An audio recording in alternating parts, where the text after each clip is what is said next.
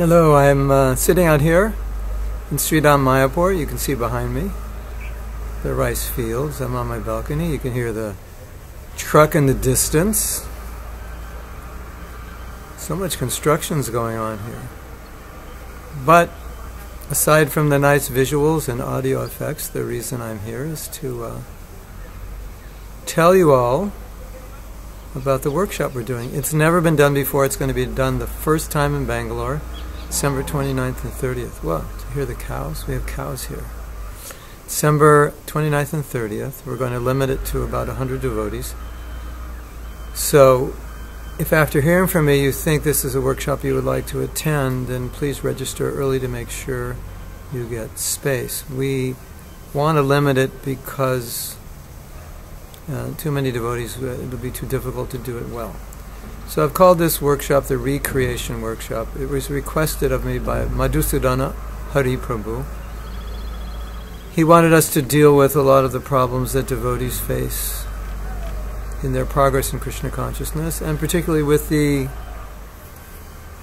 problem that after we're engaged in devotional service for many years, we kind of get slack. We have one foot in the boat of Maya, we have one foot in the boat of Krishna, and we're not really completely into Krishna or completely into Maya. We're somewhere in the middle, and we have to get on one side of the boat, and you know which side to get on. He wanted to deal with problems such as guilt, self-confidence, self-esteem, preaching, alignment, introspection. Go deep and look at our own situation and really analyze and work on what's wrong and how we're allowing ourselves, because we're our worst enemy, allowing ourselves to be in more Maya than we need to be, and looking at attitudes we have that work against us. So I took all this into consideration, and I have written articles about this for the past 5 years. So everything that he wanted me to talk about, I've actually had a lot of study and a lot of time to deal with it. So I decided we would divide the workshop into 4 sections. One section would be called introspection, one would be called balance, one would be called alignment, and one would be called preaching or sharing Krishna consciousness. So in the first section, introspection, where we start, it's a section on self-honesty. It's a section to look at what's going on inside. And a lot of times we don't want to look at it because it's not pretty. We don't want to look at it because it's difficult to look at. Sometimes we become discouraged by looking at it. Sometimes we just resist it. I don't want to deal with this. And we kind of just go on with our life and push it to the side, try to neglect it, try to pretend it's not there. But there are many things that are going on inside of us that are hurting us. And if we step back, if we look at them, we analyze them, we confront them, and begin to deal with them, there's many positive ways we can deal with them that can be of tremendous help. I have found that most of our problems in Krishna consciousness just boil down to a few things. And when you isolate those few things, you'll realize it's just these few things are really what's really getting in the way. So it's really important to isolate those things and see what you can do to overcome them. Now, realization I've had in dealing with this is that we have a lot of problems which I call persistent problems. And what this means is that they never seem to leave us. And at a certain point, sometimes we give up, we become discouraged, we feel shameful or guilty because they're there, we don't know what to do, we don't know how to deal with them. And oftentimes we just say, well, I can't do anything. I've tried. Sometimes we try and nothing happens, or it happens for a while.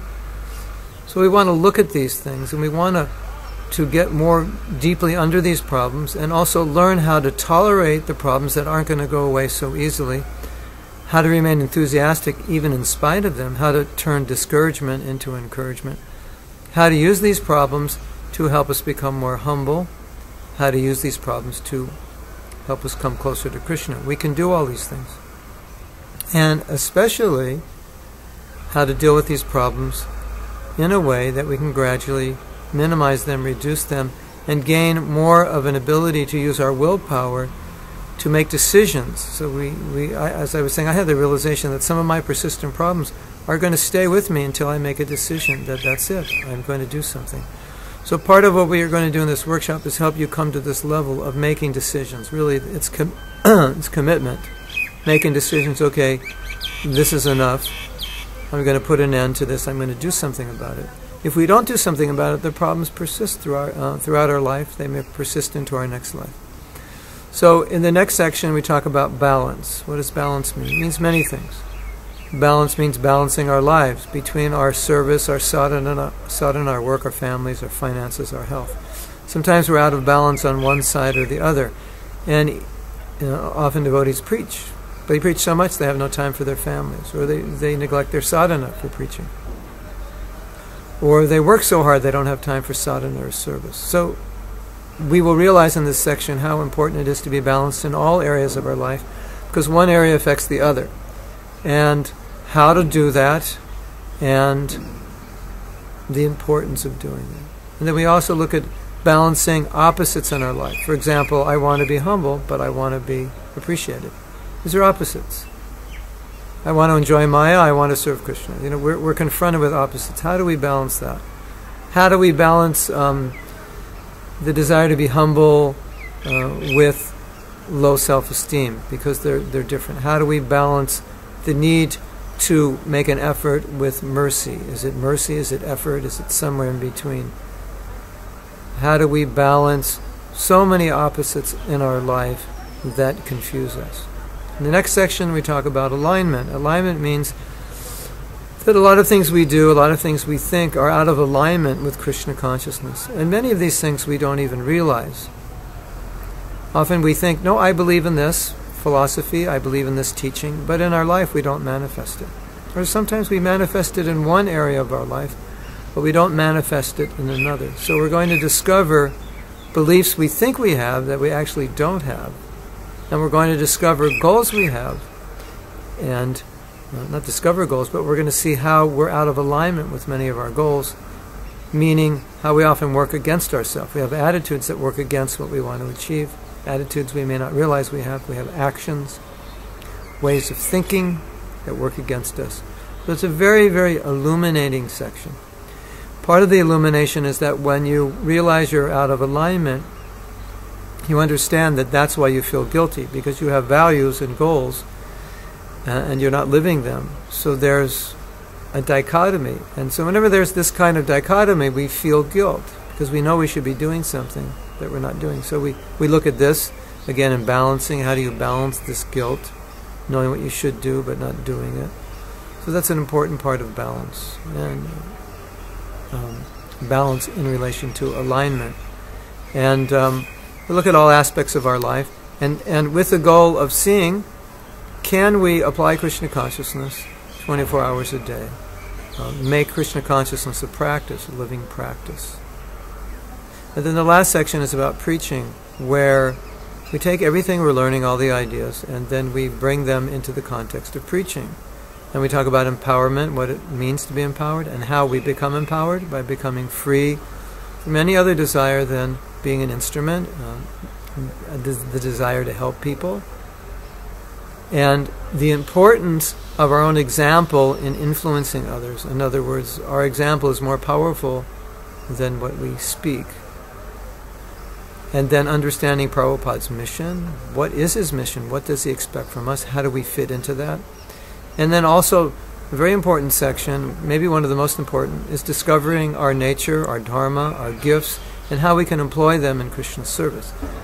What you'll find is that the greatest inspiration actually is self-inspired, because when we connect with something that we love to do, something that we could just do all day and employ that in Krishna's service, something which is in relation to where our talents lie, and not being an anxiety that we can't do what someone else can do, just being happy doing what we can do and connecting with it, become extremely inspired.